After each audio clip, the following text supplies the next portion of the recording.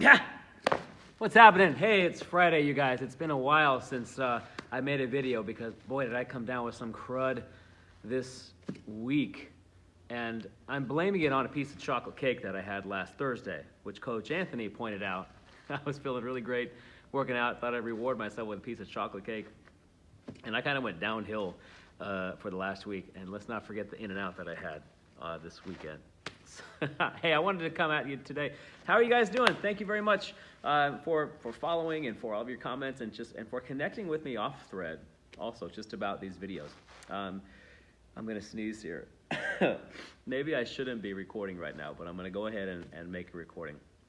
Some of you guys have been asking me about kind of peeling off the layers of goal setting, and it's very easy. You hear a lot of talk about goal setting and you have to be clear and hyper-focused on your goals, but how many of us actually have set goals or have been taught how to set goals?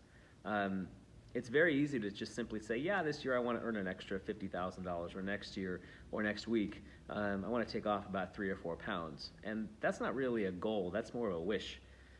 Goal settings have specific action steps and accountability that a lot of us just simply don't have. And that's why we're here. That's why we open business.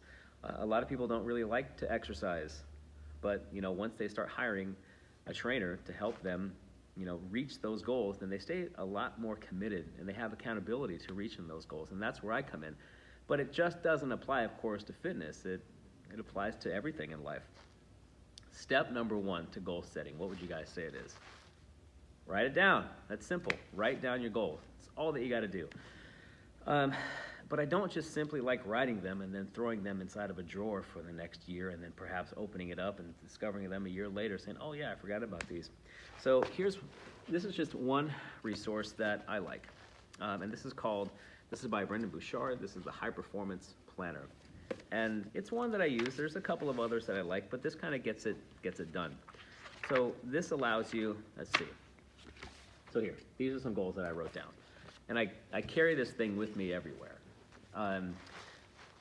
You fill out your goals, but you also fill out your action steps. So you have your goal and you have your intention, but you need to write down and be very clear about how you're going to do what things that you're going to do to keep you centered on reaching that goal. There's many things that can distract us this day and age from staying focused on our goal and just staying in our lane. And when we get distracted, that's when our procrastination starts to set in. Or when we get distracted, perhaps that's when we can start to overthink things also. So there's lots of overthinking. Procrastination, distraction. It's very easily to not follow through on your goals that you have written down here because there's so many things that can distract us and grab our attention these days. And if you're somebody like me, perhaps you're in the habit of overthinking everything, of what the outcome of everything would be, of what it would take to implement something like this, of what could happen if we do it, of what couldn't happen. Are we looking at it from all different angles? And that is just paralysis by analysis. Staying hyper-focused on your goal and continually staying in your lane. And sometimes that means saying no to a lot of stuff, which I've gotten into the habit in, which isn't necessarily great. But if you keep your intention at the front of your mind and you just continually fire and pound away and chisel at that goal, end of the day, maybe the end of the year, you're going to have a masterpiece, okay? So set your intention. You think of your intention, and it has to be very specific.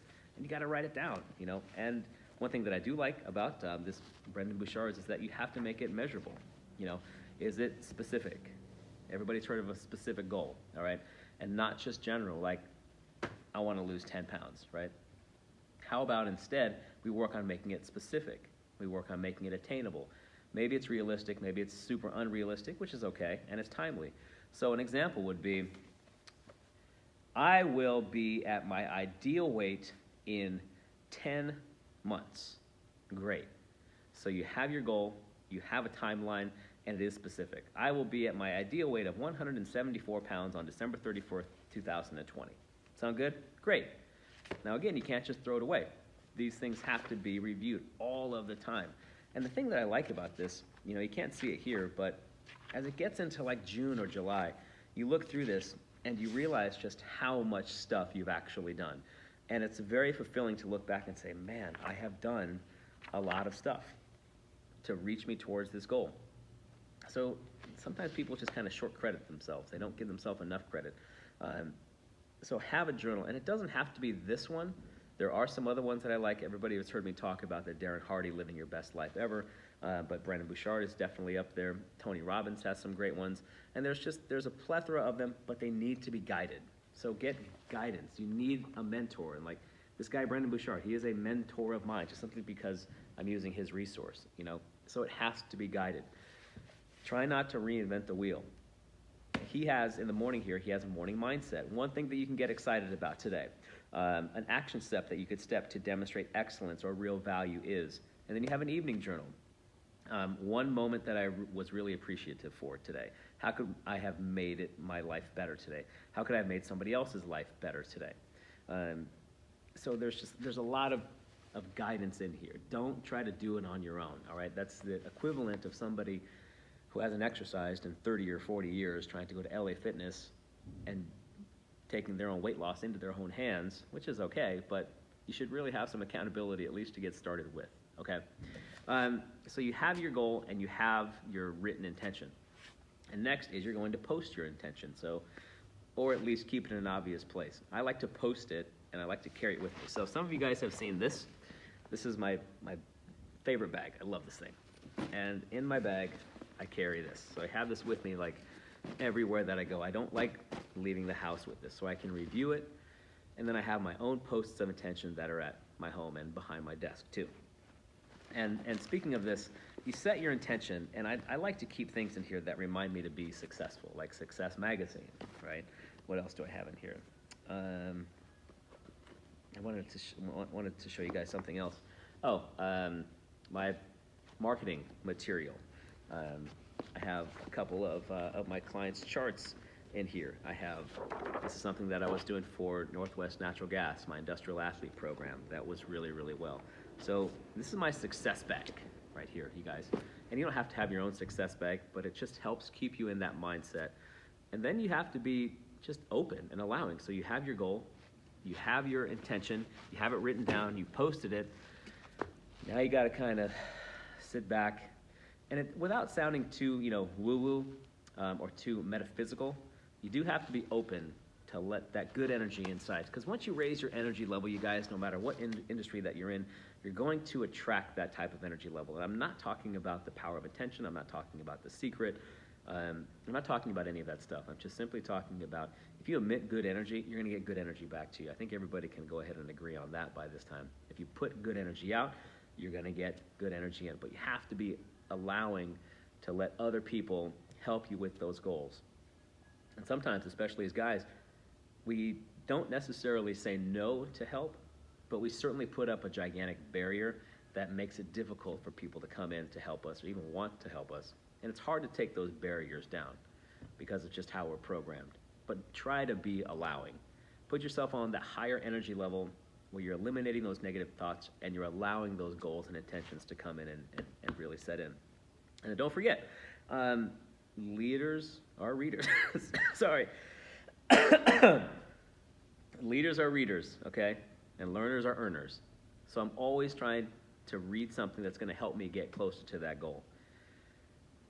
I think I actually heard something in the Success Audio CD from years and years ago, and it was like this outrageous number of 75% of people are just not very passionate about their career in life, or not very passionate about life at all. And how does that relate to reading? Well, let me tell you. If you're not passionate about what you do, think about, and this is a huge number, I think it was like 75% of people polled aren't really passionate about what they do. Well, who are our attorneys? Who are our judges? Who are our police officers? Who are the people that run, the world? Who are our teachers? Who are the people that we're associating ourselves with? They're people that are not passionate about what they do. But the 25% who are really passionate about what they do and intentional about what they do, they're all learners and they're all leaders, and they're all continually trying to just digest information from the newest thought leaders, from the newest authors, the newest information that is out there. Again, I pointed this out before. I'm not a great reader. I'm not a fast reader, so I like to use Audible. And Audible is just fine. It's great. But remember, learners are earners, and leaders are readers. So if you want to be able to reach a goal, you have to be a learner. And don't rely on yourself, but reach out to other resources, other experts. I've loved going to the bookstore for like the last 20, 30 years. I absolutely love going there and learning from the best people, the best thought leaders, the best entrepreneurs and business owners on the planet that are just right inside of Powell's bookstore or Barnes & Noble, whatever, or whatever bookstore is around these days. I don't even know which one. So you got to read. You got to write your goals down. You got to post your goals. You got to be open. You got to send out great energy to get good energy. You got to set those intentions, okay? Look forward to every ounce of feedback that I get from you guys today. I think I'm going to get some rest now. I'm going to go get some chicken soup. That's my goal. That's my intention. Chicken Soup for the Soul, by Jack Canfield. That's a great book, as a matter of fact. All right? Set those goals. Set those intentions, you guys, and share them with us, too, all right? We'll see you later. Take care.